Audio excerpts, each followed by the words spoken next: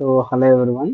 Now we are going to discuss another important concept in foundations of data science, which is called prerequisites for a data scientist. What are the tools and skills required?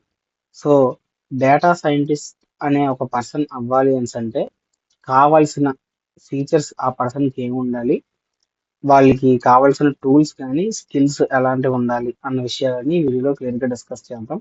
So this is one of the important question frequently asked in examinations. So క్లియర్గా వినండి. So data scientist అంటే అర్థం ఏంటి అంటే data మీద complete analysis చేసేటటువంటి ఒక person, అంటే ఇంకా కంప్లీట్ రీసెర్చ్ అన్నమాట. Like a data scientist definition ఇచ్చారు చూడండి.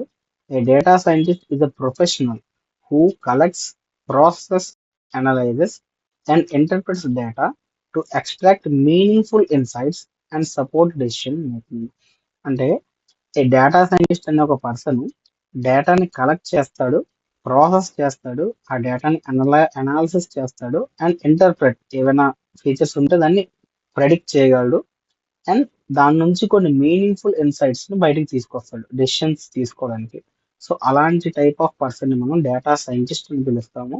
సో అయితే ఆ successful data scientist requires combination of technical knowledge, analytical thinking, programmatical skills and domain expertise.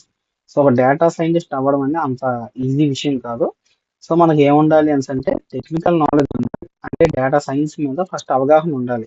And అదేవిధంగా అనలైటికల్ థింకింగ్, క్రియేటివ్ గా ఆలోచించగలగాలి. సో ప్రోగ్రామింగ్ వచ్చి ఉండాలి. అండ్ అదేవిధంగా domain expertise, artificial intelligence, machine learning, Python ఇలాంటి వాటన్నిటిని కంప్లీట్ గా నాలెడ్జ్ అనేటటువంటిది ఉండాలి.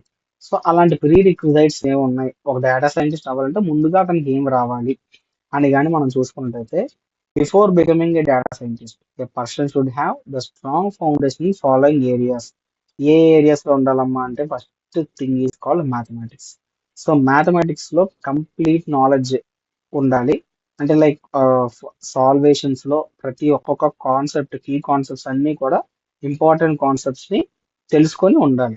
డేటా అనలిటిక్స్ కావాల్సిన ఇంపార్టెంట్ కాన్సెప్ట్స్ అన్ని ఆ పర్సన్ కి తెలిసి ఉండాలి. లైక్ లీనియర్ ఆల్జీబ్రా కావచ్చు, calculus, probability, statistics and optimization. So ఇలాంటివన్నీ మ్యాథమెటిక్స్ లో important concept which are relevant to data analysis. So ఆ డేటా అనాలిసిస్ సంబంధించిన ప్రతి మ్యాథమెటికల్ సంబంధించిన విషయాలన్నీ కూడా ఆ పర్సన్ కి తెలిసి ఉండాలి first and foremost thing.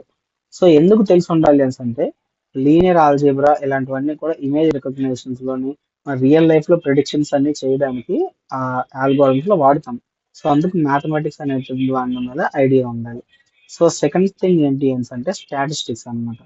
So statistics ఏం చేస్తుంది అంటే డేటాని అనలైజ్ చేయడానికి పనికొస్తుంది.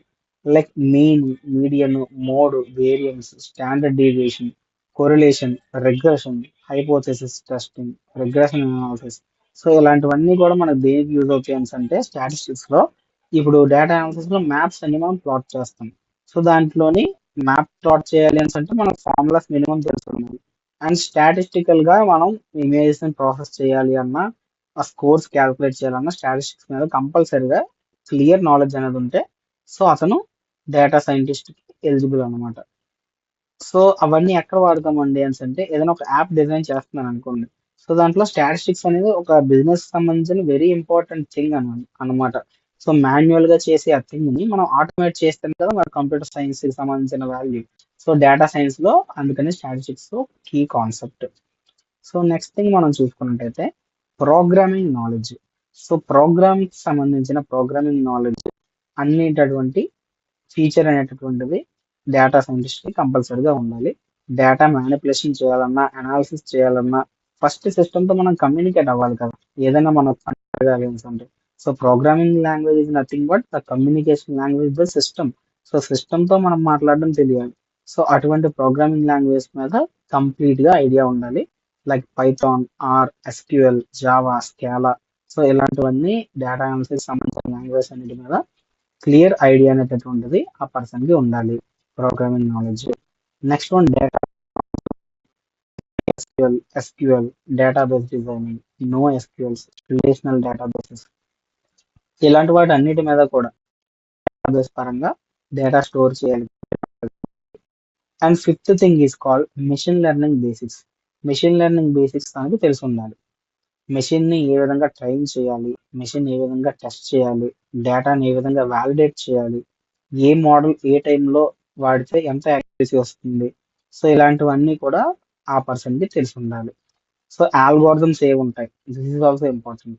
లైక్ మనం ఒక్కొక్క ఆల్గోరిథంకి రిగ్రెషన్ వాడితే 100% యాక్యురసీ వస్తే, ఇంకో ఆల్గోరిథంకి వేరే మెథడ్ ఏదైనా వాడితే 100% యాక్యురసీ వచ్చిందనుకోండి. సో ఆ 2% లీనియర్ రిగ్రెషన్‌లో ఎందుకు డిఫరెన్స్ వస్తుంది? అలాంటి లోటుపాట్లన్నీ కూడా తెలిసి ఉండాలి ఆ పర్సన్‌కి. సో మెషిన్ లెర్నింగ్ బేసిక్స్ కూడా కంపల్సరీగా వచ్చి ఉండాలండి. Next one data visualization. So డేటాని విజువలైజ్ చేయగలగాలి యూజింగ్ చార్ట్స్, కొన్ని లైబ్రరీస్‌తో. మనం మ్యాథమెటికల్‌గా ఏమైనా ప్లాట్ చేయాలంటే మ్యాథ్ ప్లాట్ లైబ్రరీ అనే ఒక లైబ్రరీని వాడతాం. Seaborn, Tableau, Power BI. So ఇలాంటి అడ్వాన్స్డ్ కాన్సెప్ట్స్ మీద clear knowledge, digital knowledge and data handling. So different sources నుంచి ఇన్కంప్లీట్ ఆర్ ఇన్కన్సిస్టెంట్ గా కలెక్ట్ చేసిన డేటాని ఏ విధంగా డూప్లికేట్స్ రిమూవ్ చేసి క్లీన్ చేయాలనే విషయం తెలిసి ఉండాలి. సో డేటా మైనింగ్ లో కూడా మనం అదే పని చేస్తాం. Data wrangling is one of the important key step. And domain knowledge. So domain మీద ఉండాలి. సో ఎందుకంటే బిజినెస్ అనాలిసిస్, బిజినెస్ క్వాలిటీ అనేటటువంటిది అంతా దాని మీద డిపెండ్ అయి ఉంటుంది కాబట్టి వాళ్ళు తీసుకున్న డేటా సైన్స్ డొమైన్ ఏ ఏరియాస్ లో అప్లికబుల్ అవుతుంది, దానికి రెలవెంట్ గా ఉండే టర్మ్స్, దాంట్లో యూస్ చేసే మెథడాలజీస్ అన్ని కూడా తెలిసి ఉండాలి. సో స్కిల్స్ ఏవేవి ఉండాలి అంటే టెక్నికల్ పరంగా ప్రోగ్రామింగ్ ఉండాలి ఒక డేటా సైంటిస్ట్. ప్రోగ్రామ్ చేయగలగాలి. స్టాటిస్టిక్స్, మెషిన్ లెర్నింగ్ ఇవన్నీ మనం ఇందాక చెప్పుకున్నాం. And analytical skills, patterns identify చేయగలగాలి. కాంప్లెక్స్ ప్రాబ్లమ్స్, చాలా డిఫికల్ట్ ప్రాబ్లమ్స్ వస్తే సాల్వ్ చేయగలిగి థింకింగ్ ఉండాలి. అండ్ ఇంటర్ప్రెట్ రిజల్ట్స్ ని అంచనా వేసేటటువంటి తత్వం. And data driven decisions, communication skills, critical thinking, problem solving skills and team work. So ఇవన్నీ కూడా డేటా సైంటిస్ట్ కి ఉండాల్సిన ఎసెన్షియల్ క్వాలిటీస్ అండ్ ఫీచర్స్.